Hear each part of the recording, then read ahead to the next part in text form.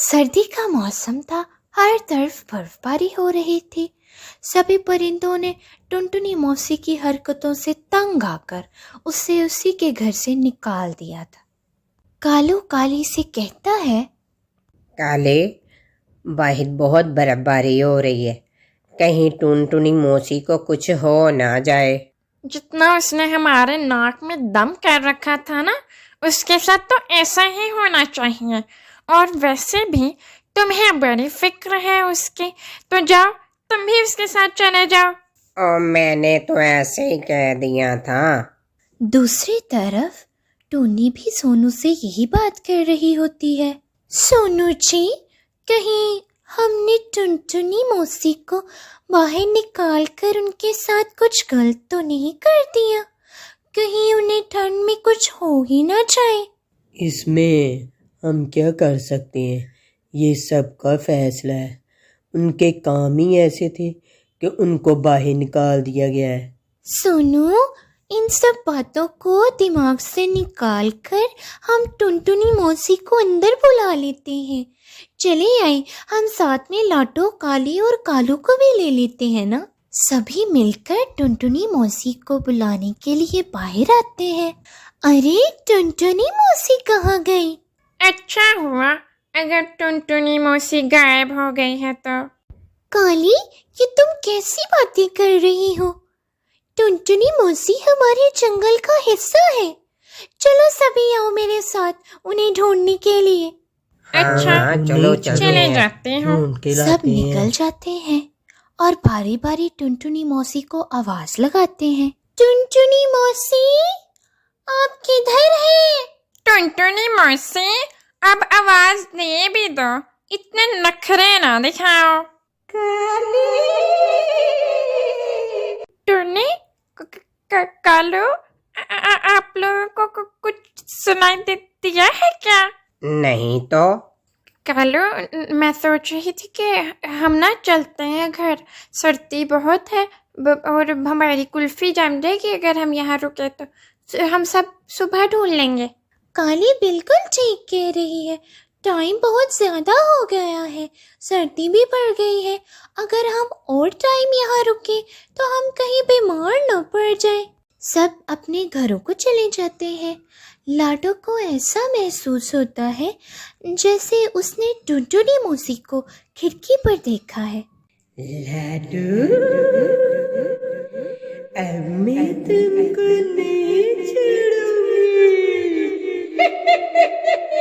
Tony अपने घर का दरवाजा बंद कर रही होती है कि उससे सामने टुनटुनी मौसी नजर आती है। टोनी, तूने मुझे क्यों नहीं बचाया? सोनू जी, इधर आए, वो देखिए सामने टुनटुनी मौसी। किधर है टोनी? मुझे तो कहीं नहीं नजर आ रही। बस तुझे वहम हो गया, थक गई हो ना, इसलिए सोओगी तो ठीक हो जाओगी। अगली सुबह टोनी, काली और लाडो तीनों मिलकर दाना ढूंढने जाती हैं और एक दूसरे से बात करती हैं। बहुत बुरा हुआ, टुनटुनी मौसी मिल ही नहीं रही। आज रात तुम सब फिर इकट्ठे हो जाना, उनको हर हाल में हमने ढूंढना ही है। मैंने तो नहीं जाना, किसी और को लेकर जाओ। मैं तो कल रात की बहुत डरी हुई हूँ। मुझे ऐसे लगा था जैसे टुनटुनी मौसी मेरे पीछे से गुजरी है। मैं तो नहीं जाऊंगी कभी भी। काली, तुम्हें हमें तब ही बताना चाहिए था ना। टुन्नी, काली सही कहती है। मुझे भी खिड़की में नजर आई है टुनटुनी मौसी। कहीं हमसे बदला लेने तो नहीं आ गई? नहीं नहीं, ये तुम दोनों का वहम है। अभी तो मैं दाना ढूंढने जा रही हूँ, लेकिन रात को सब आ जाना हम मेरे घर के बाहर। रात को सब टुनटुनी मौसी को ढूंढने निकल जाते हैं। कालू, मैंने इन लोगों को पहले भी कहा था, कोई फायदा नहीं है, लेकिन ये लोग मेरी बात ही नहीं समझ रहे। टुनटुनी मौसी भूत बन गई है।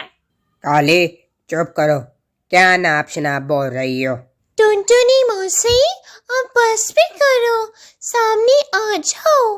टुन्नी, टुनटुनी मौसी इधर होती तो हमें आवाज दे देती। मुझे तो ऐसे लग रहा है जैसे दूसरे जंगल में चले गई है। उसी दौरान टुनटुनी मौसी की आवाज आती है।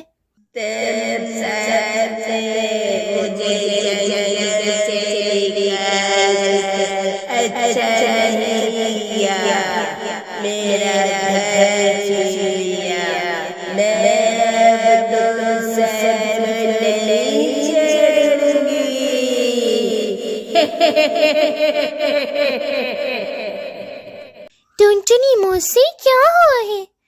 टुनटुनी मौसी एकदम से उठ जाती है। क्या मैं जिंदा हूँ? जिंदा हूँ क्या मैं? हाँ, बदकिस्मती से।